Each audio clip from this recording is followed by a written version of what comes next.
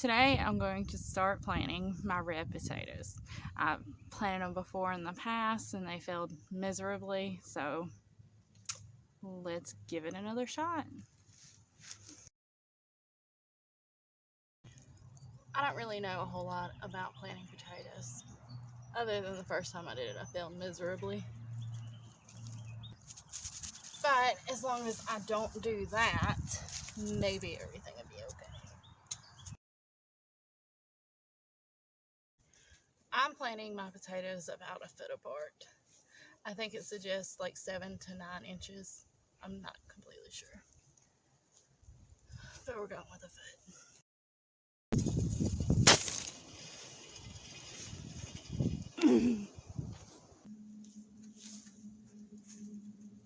Let's see if we cannot fall down again. I'm planting all my seed potatoes whole because they're really little. But if they were larger, you could cut them in half and let them scab over before you plant them. You're also not supposed to plant potatoes if you have a lot of rain because it can make them rot.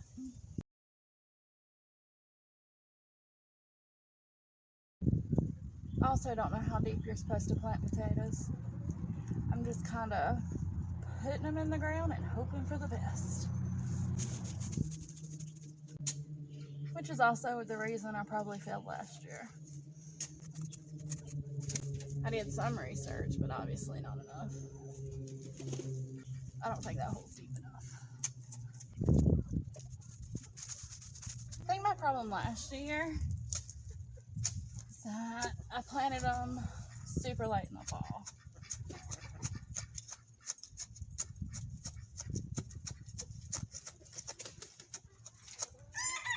So when I dug up all my potatoes, they were about the size of marbles. So really anything larger than marble size is a lot better than last year.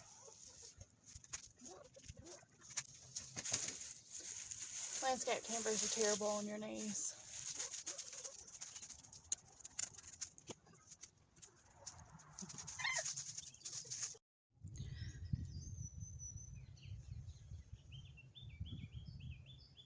I got a friend helping me garden today.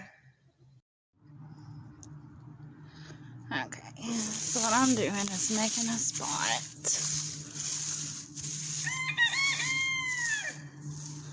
Nice little hole.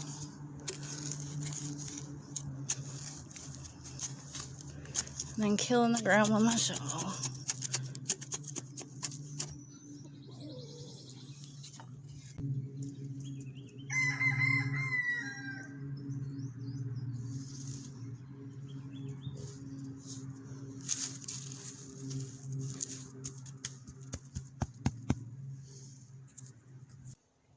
A lot of people talk about how expensive gardening can be. Well, there are some ways around that. Of course, saving seeds is one of the easiest things to do. Making your own compost, also a cheap way to fertilize your plants. But potatoes. I bought these potatoes from Walmart. They were organic red potatoes. They work just fine, and they're a lot cheaper than seed potatoes. What I do is I look for the bag of potatoes that has the most sprouts that nobody wants, and I take them out of the bag when I get them home and I put them in a dark spot. I use a crate so it can breathe, help keep it from rotting mostly, and just let it grow.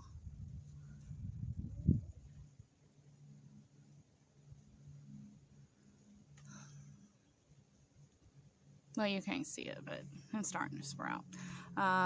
These small sprouts are also very delicate, and they can be broken off really easily. And this guy's tickling my neck. Alright, buddy, you gotta go. I'll smash you on accident. Okay. And a lot of people don't know this, but there are a lot of things that you can buy. There are a lot of things you can buy from the grocery store that you can plant in your garden. Potatoes, garlic. Last year I bought some peppers from the grocery store and I saved the seeds out of those, and I started those, so they'll be going in the garden this year. Whenever I do purchase stuff from the grocery store to plant in my garden, I always go for organic. That way there's no pesticides or anything hindering their growth.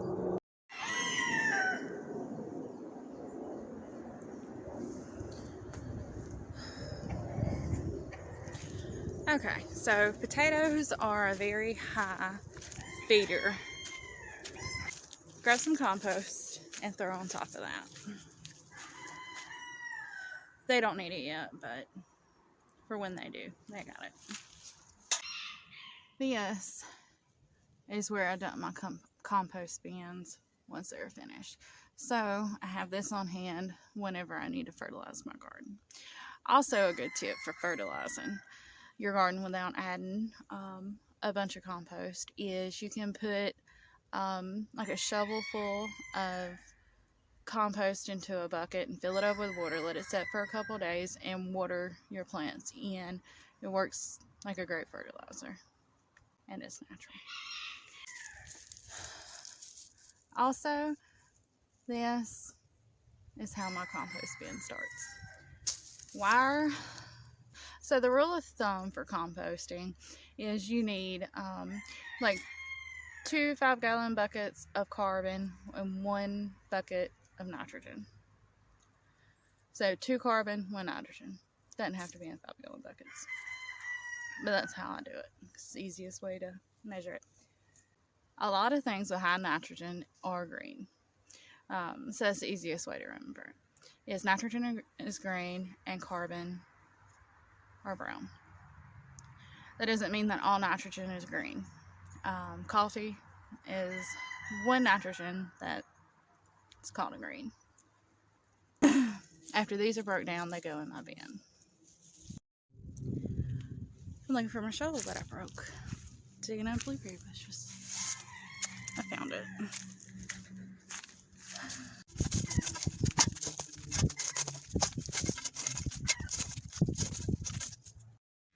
Okay.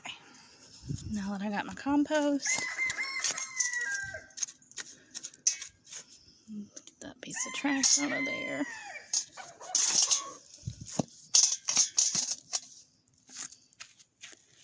Just plop it right on top.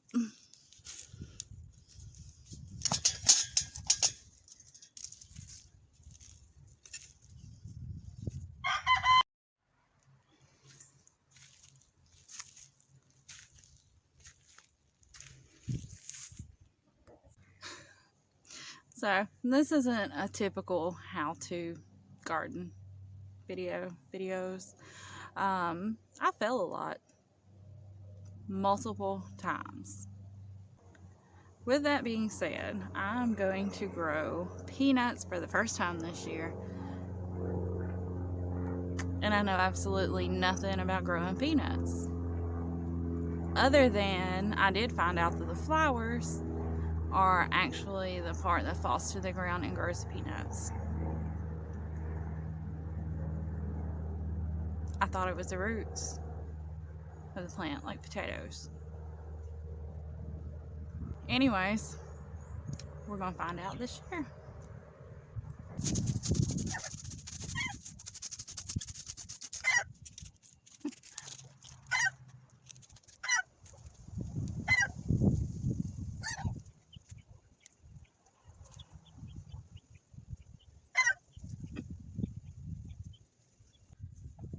And also, if y'all could keep y'all's fingers crossed that we don't have another freeze, that would be great.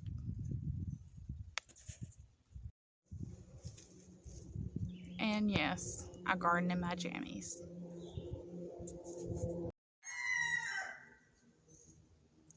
I also found a little garden surprise today. And this is my pepper bed from last year. And some of my peppers are coming back. Ain't that neat?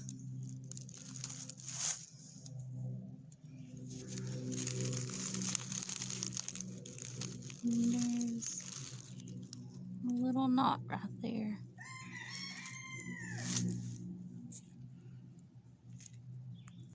This bed is almost completely finished for the year.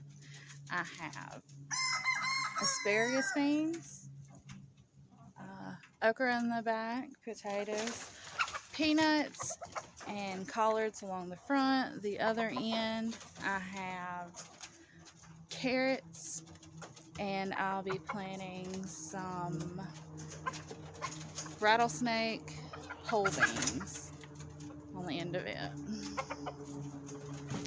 One bed almost completely finished. That feels awesome.